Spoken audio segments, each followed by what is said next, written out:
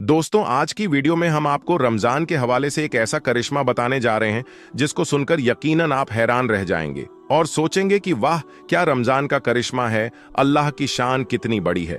तो दोस्तों, माह रमजान को मुबारक महीना मानने वाले इस वीडियो को एक लाइक जरूर करें और चैनल को भी सब्सक्राइब जरूर करें। प्यारे दोस्तों, रमजान की आमद पर हर तरफ अल्लाह का नूर बरसने लगता है, हर तरफ अल्लाह की रहमत बरसने लगती है। ये वो महीना है जिसमें अल्लाह तबारक व ताला बड़ा अता करता है। एक छोटी सी भी नेकी आपकी निजात का जरिया बन सकती है। दोस्तों, इस वीडियो को मोहब्बत के साथ पूरा आखिर तक जरूर देखते रहिएगा। दोस्तों, इस महीने में अल्लाह तबारक व ताला सबकी दुआ कबूल फरमाता है। प्यारे दोस्तों, इस महीने का हर कोई बेसब्री से इंतजार करता है। मुसलमानों के अंदर एक अजीब सी खुशी नजर आती है, हर तरफ रौनक ही रौनक हो जाती है। दोस्तों, एक 7 साल का छोटा बच्चा था जो जुमे की नमाज पढ़ने के लिए मस्जिद में गया। जुमे की नमाज के बाद इमाम साहब रमजान और रोजे की फजीलत बयान कर रहे थे। यह बच्चा भी रमजान और रोजे की फजीलत को बड़ी तवज्जो से सुन रहा था और उसके दिल में भी ख्वाहिश पैदा हो गई कि वो भी रोजे रखेगा, वो भी सहरी करेगा, वो भी इफ्तारी करेगा, वो भी अल्लाह की हम्दो सना बयान करेगा। प्यारे दोस्तों, अभी ये बच्चा सिर्फ 7 साल का है। आप उसके अंदर का जज्बा देखें, रमजान और रोजे की मोहब्बत देखें। और यही हाल और यही जज्बा रमजान शरीफ में तमाम बच्चों का होता है। प्यारे दोस्तों, वो बच्चा ये बयान सुनने के बाद अपने घर जाकर अपनी अम्मी से कहता है कि मुझे भी रोजा रखना है, मुझे भी सहरी में उठा देना। लेकिन मां जानती थी कि अभी मेरा बच्चा बहुत छोटा है, अभी वो इस लायक नहीं कि वो रोजा रख सके। लेकिन वो बच्चा था, वो बार बार जिद किए जा रहा था कि मुझे रोजा रखना है, अल्लाह की इबादत करनी है। और जैसे ही रात हुई वो फौरन सो गया। लेकिन सेहरी का जब वक्त हुआ तो बच्चा ना उठ सका और बच्चे की मां ने उसे नहीं उठाया। मां ने सेहरी की नमाज पढ़ी और कुरान पाक की तिलावत में लग गई। जब सुबह हुई, जैसे ही सूरज की रोशनी उस बच्चे के मुंह पर पड़ी तो वो उठ गया और उठते ही ये बात कहने लगा, मां, तुमने मुझे सहरी के वक्त क्यों नहीं उठाया? और इसी बात को लेकर वो बहुत ज्यादा रोने लगा और कहने लगा कि मेरी आरजू थी, मेरी तमन्ना थी कि मैं भी रोजा रखूंगा, लेकिन मां, आपने मुझे नहीं उठाया, मुझे क्यों नहीं उठाया? और वो बच्चा रोने लगा। उसकी मां ने उसे समझाया कि बेटा, अभी तू रोजा रखने के लायक नहीं है, अभी तू बर्दाश्त नहीं कर पाएगा। लेकिन वो बच्चा अपनी जिद पकड़े रहा और ऐसे ही पूरा दिन गुजर गया। फिर जब रात हुई तो वो बच्चा ये जानता था कि अगर आज रात सो गया तो फिर से नहीं उठ पाएगा। इसीलिए वो बच्चा रोजे की हसरत में रात भर जरा भी नहीं सोया। फिर जब सहरी का वक्त हुआ तो उसने भी सहरी कर ली और रोजा रख लिया। आज वो बच्चा बहुत खुश था, आज उसने रोजा रख लिया है। प्यारे दोस्तों, फिर जैसे ही सुबह हुई, सूरज निकलने लगा तो मां बेचैन हो गई, क्योंकि वो जानती थी कि मेरा बेटा ये बर्दाश्त नहीं कर पाएगा। वो किचन में गई और जल्दी जल्दी खाना बनाया और दोपहर के वक्त अपने बेटे से कहा कि कुछ तो खा ले मेरे बेटे, दोपहर हो गई है, तेरी ये हालत मुझसे नहीं देखी जाती है। बच्चे ने कहा कि रोजा तोड़ना गुनाह है। तब मां बोली कि मेरे बेटे, तेरा गुनाह मैं अपने सर ले लूंगी, कुछ तो खा ले मेरे बेटे, दोपहर हो गई है। बेटे ने कहा कि मां, मैंने सुना है कि जन्नत में हर रोजेदार जाएगा और हश्र के दिन जलवाए परवरदिगार पाएगा। मां, मैं अपना रोजा नहीं तोड़ूंगा।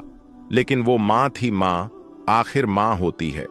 वो बार बार कहे जा रही थी कि मेरे बेटे, तेरा गुनाह मैं अपने सर ले लूंगी, तू रोजा तोड़ दे, तू कुछ खा ले, तू रोजा बर्दाश्त नहीं कर पा रहा है।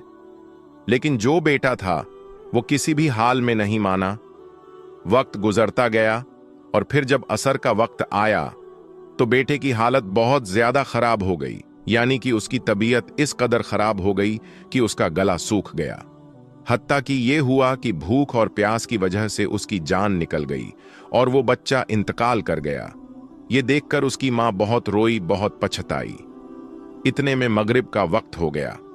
जैसे ही इफ्तारी का वक्त आया, उसने रोजा खोला और वो रोजा खोलती जाती और रोती जाती।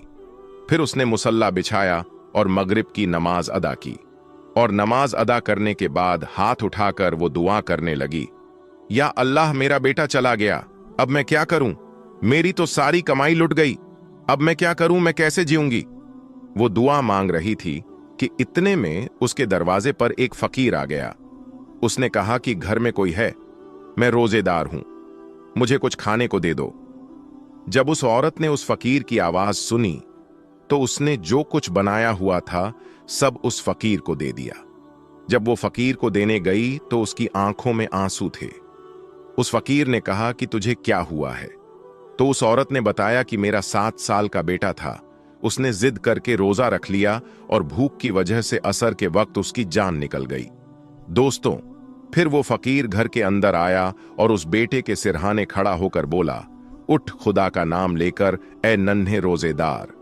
जैसे ही उसने ये अल्फाज बोले, इतने में क्या हुआ कि वो बच्चा जो मर चुका था, वो नन्हा रोजेदार फिर से जिंदा हो गया और अल्लाह पाक का नाम लेता हुआ उठ खड़ा हुआ। दोस्तों, ये बहुत बड़ा करिश्मा है। एक नन्हा रोजेदार जो मर चुका था, वो अल्लाह का नाम लेते हुए फिर से जिंदा हो गया। दोस्तों, ये अल्लाह तबारक व ताला का बहुत बड़ा करिश्मा है। ये माह रमजान मुबारक का करिश्मा है कि एक मुर्दा बच्चा फिर से जिंदा हो गया। अल्लाहू अकबर। रमजान का क्या करिश्मा है, अल्लाह की शान कितनी बड़ी है। दोस्तों, माह रमजान को रहमत का महीना मानने वाले कमेंट बॉक्स में अल्लाहू अकबर जरूर लिखें। दोस्तों, अब हम आपको शरीफ भाई और उनकी 7 साल की बच्ची के रोजे के बारे में बताएंगे, जिसे सुनकर आपके रोंगटे खड़े हो जाएंगे और आपकी भी आंखों में आंसू आ जाएंगे। इसलिए आप इस वीडियो को आखिर तक जरूर देखें। दोस्तों, शरीफ भाई एक बड़े से बंगले में माली थे और वहां पर काम किया करते थे।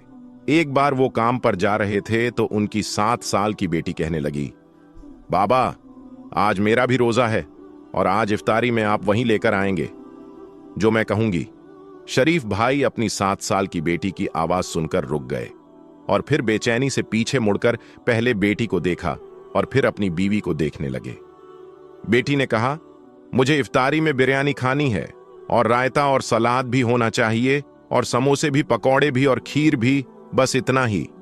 उस नन्ही परी ने उंगलियों के पोरों पर एक एक चीज अपने बाप को गिनवा दी, लेकिन उसके गरीब बाप के पास अपनी बेटी की यह ख्वाहिश पूरी करने के लिए जेब में एक सिक्का तक नहीं था। बेबसी से वो अपनी प्यारी सी बेटी का चेहरा देख रहा था, जो बाप के मुंह से जवाब सुनने के लिए बेताब खड़ी थी। शरीफ भाई ने बेटी से कहा, इंशाअल्लाह मेरी जान, मगरिब की नमाज में वक्त है, पहले जौहर की नमाज पढ़ लो, इफ्तारी में अभी बहुत वक्त है। यह सुनकर उनकी बेटी सना खुशी के मारे उछलते हुए वहां से चली गई। शरीफ भाई अपनी बीवी से कहने लगे, यह क्या पागलपन है, तुमने इसे रोजा क्यों रखवाया, जबकि तुम्हें पता है कि मेरे पास एक वक्त के खाने के पैसे तक नहीं है। कहां से लाऊं मैं इसके लिए इफ्तारी? अगर नहीं लाऊंगा तो इस बच्ची का दिल टूट जाएगा, ये नाराज हो जाएगी। ये सुनकर बीवी ने कहा, हां, तो क्या फर्क पड़ता है उसका, रोजा रखने या ना अपने से, सारा दिन इस बच्ची का रोजा ही तो होता है।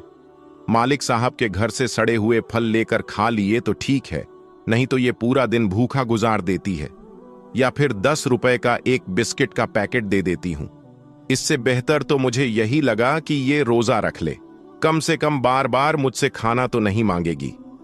ये कहकर बीवी रोने लग गई। तो शरीफ भाई कहने लगे, मैं मानता हूं, मगर मैं क्या करूं, यहां इन मालिकों की गुलामी से कहां जाएंगे।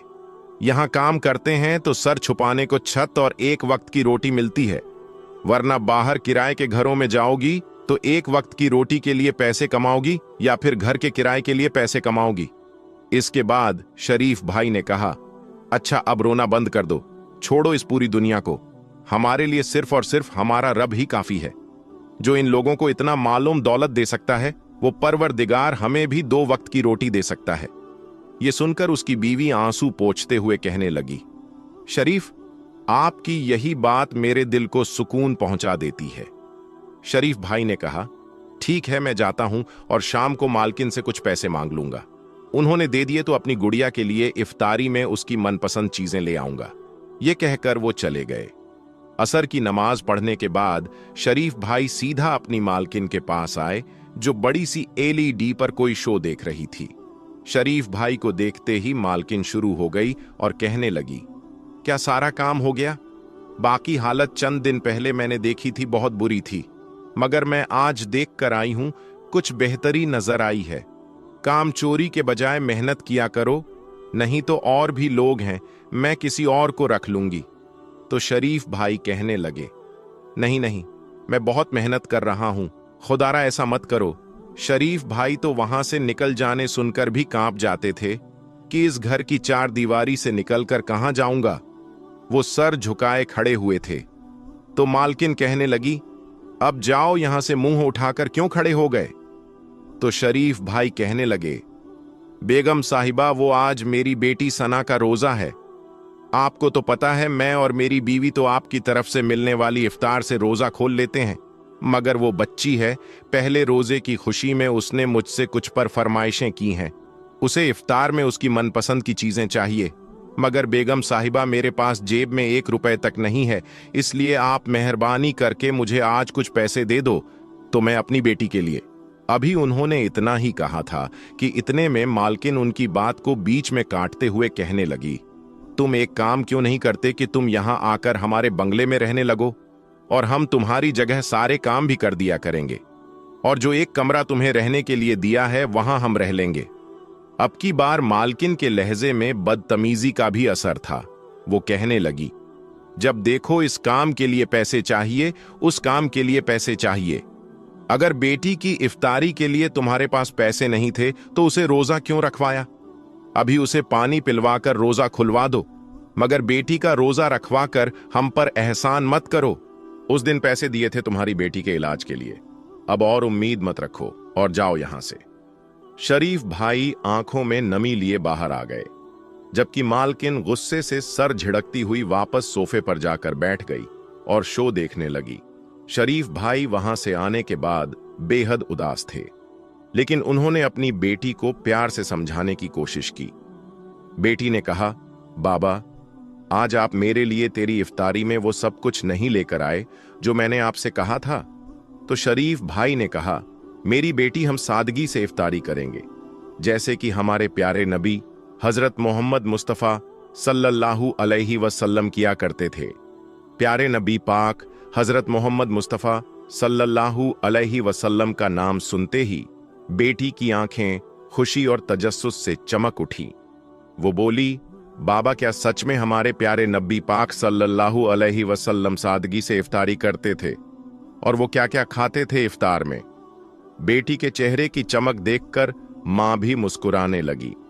शरीफ भाई ने अपनी बेटी से कहा, जी मेरी बेटी, हमारे प्यारे नबी हजरत मोहम्मद मुस्तफ़ा सल्लल्लाहु अलैहि वसल्लम बिल्कुल सादगी के साथ सहरी और इफ्तारी करते थे।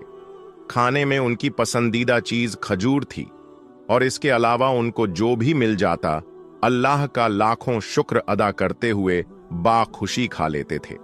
बल्कि कई बार तो हमारे प्यारे नबी सल्लल्लाहु अलैहि वसल्लम इफ्तारी में सिर्फ खजूरें खा लेते और कई बार भूखे रह जाते, लेकिन कभी नाशुक्री नहीं करते, बल्कि अल्लाह के शुक्रगुजार रहते।